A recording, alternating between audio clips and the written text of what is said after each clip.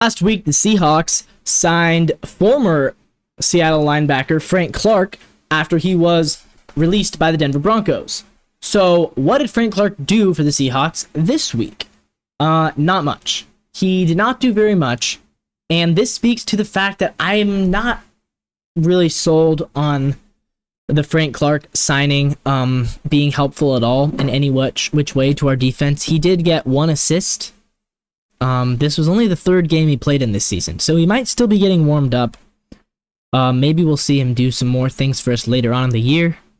But he's 30. He just got cut by the Broncos, who are the worst. At the time he got cut, they were the worst defense in the NFL. And since he got cut, they've actually been playing a lot better. But I don't think that's really him. I think that's just more a lot of the defensive coordinator and what's been going on throughout the season than just kind of the trajectory of their season as a whole. But the point is, Frank Clark, he's not a factor right now for the Seahawks.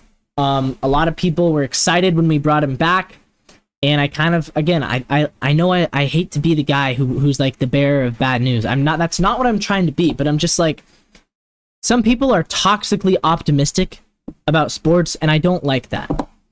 Like, oh, we brought back our 30-year-old linebacker who was good and now is bad. Like, okay, well, if he's bad now, then how is he going to help us? And people said, oh, well, maybe he just needs to be back in the Seahawks scheme because, scheme helps, but it's not everything. Talent, ability. Frank Clark doesn't have the ability anymore.